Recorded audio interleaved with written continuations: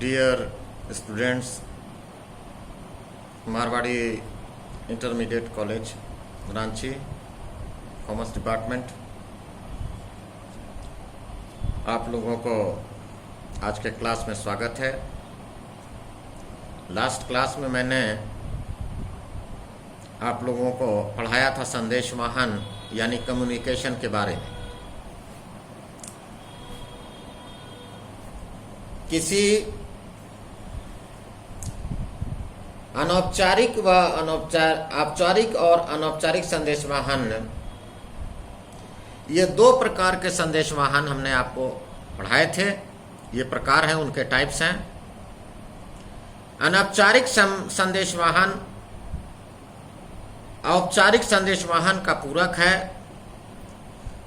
अनौपचारिक संदेश वाहन एक सामूहिक कार्य के लिए इस तरह जरूरी है जिस तरह की कैंची को कार्य करने के लिए उसमें दो धारों या ब्लेडों का होना। तो संदेशवाहन को मुख्यतः हम दो भागों में विभाजित करते हैं इसके माध्यम को जानने के लिए। संदेशवाहन के या मीडिया ऑफ कम्युनिकेशंस यानी संदेशवाहन के दो प्रकार के माध्यम होते हैं। पहला मौखिक संदेशवाहन, ओरल कम्युनिकेशन जिसे हम अंग्रेजी में कहते हैं, और दूसरा लिखित संदेशवाहन, रिटन कम्युनिकेशन। आमने सामने मौखिक बातचीत करके सूचनाओं का आदान प्रदान करना, यह संप्रेषण प्रत्यक्ष व्यक्तिगत वार्तालाप के द्वारा ही प्राप्त किया जाता है और अप्रत्यक्ष व्यक्तिगत वार्तालाप के द्वारा भी प्राप्त किया जाता है। दूसरी पद्धति में संदेश प्रेषक टेलीफोन जैसे उपकरणों का प्रयोग करता है। मौखिक संप्रेषण द्विमार्गी यानी टू वे के माध्यम से जाना जाता है। यह उसी से पैदा होता है। संदेश देने वाला अधिकारी न केवल अपने विचार की पूरी और सही जानकारी दे सकता है बल्कि साथ साथ संदेश प्राप्त करने वाले अधिकारी की समझ तथा प्रक्रिया को भी जान सकता है और उसको समझ सकता है। साथ ही संदेश पाने वाला भी न केवल संदेश लेता है या संदेश ग्रहण करता है बल्कि अपने शक और संशयों का साथ में निपटारा भी कर सकता है। संगठन से ज्यादा संप्रेषण आपसी बातचीत का स्वरूप ही ग्रहण करता है। मौखिक संप्रेषण जो है यह अति आवश्यक माना जाता है। ठीक इसी तरह से लिखित संदेशवाहन यानी रिटन कम्युनिकेशन, लिखित संदेशवाहन से आशय उस संदेश संप्रेषण से है जो लिखित में हो। लिखित संदेशवाहन के लिए पत्र पत्रिकाएं, बुलेटिन, समाचार पत्र, रिपोर्ट, पैम्फलेट और हैंडबुक आदि का सुझाव, पुस्तकें आदि प्रयोग में लाया जाता है। इसमें श्रमिकों के लिए निर्देश एवं उनके लिए उपयोगी सूचनाएं आदि प्रसारित की जाती हैं या प्रचारित की जाती हैं। लिखित संदेश के तैयार करने में बड़ी सावधानी व्यक्त करनी पड़ती है।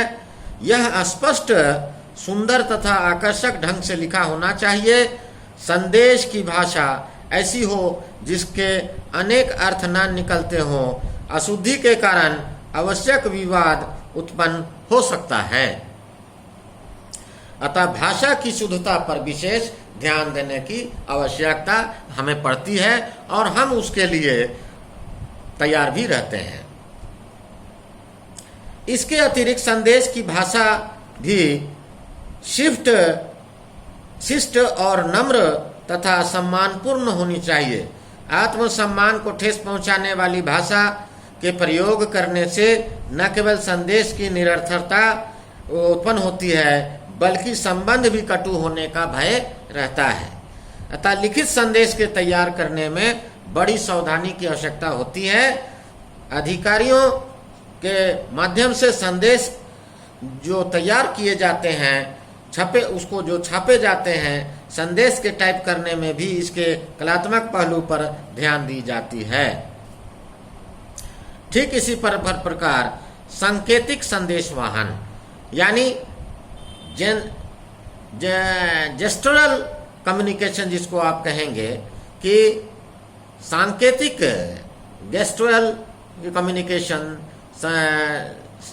जो है संदेशवाहन में भावनाओं अथवा सूचनाओं का आदान प्रदान मात्र संकेतों द्वारा किया जाता है, माने इशारों से किया जाता है और इस संदेशवाहन में न बोलना पड़ता है और न ही लिखना पड़ता है।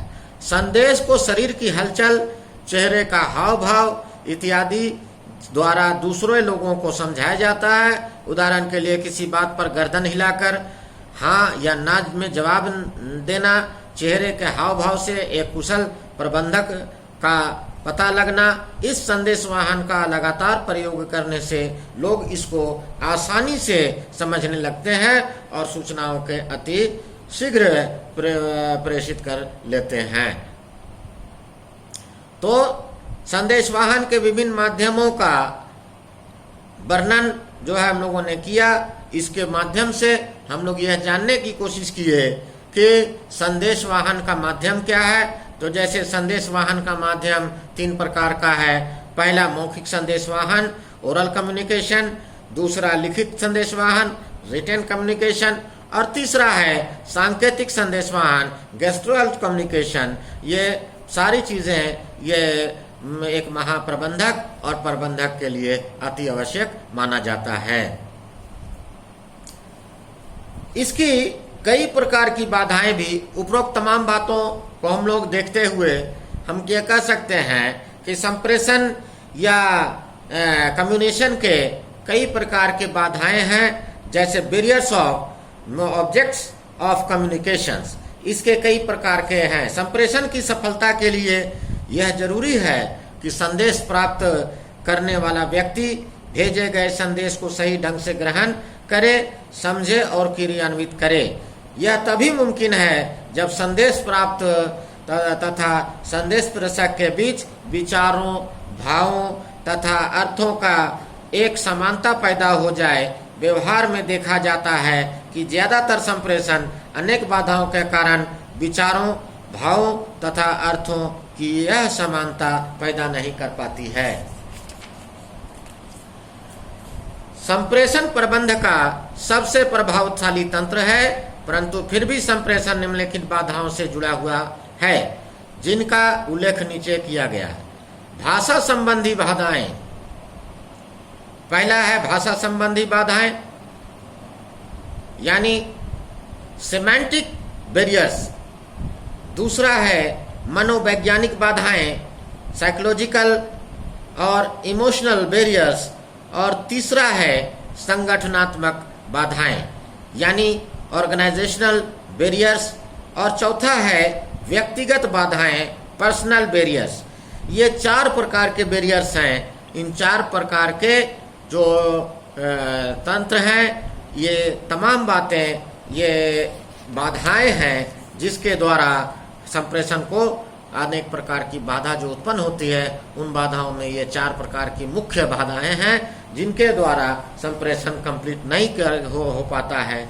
यह इसको जरूरी है कि ये 4 बातें आदमी को समझ में आना चाहिए। प्रबंधक को एक अच्छे प्रबंधक की यह सबसे बड़ी आवश्यकता है कि यह 4 बातों पर वो विशेष ध्यान दे और 4 बातों को देखे, तभी जाकर के संप्रेषण की प्रक्रिया पूरी हो सकती है। आज के लिए इतना ही और फिर हम लोग नेक्स्ट क्लास में मुलाकात करेंगे। तब तक के लिए धन्यवाद।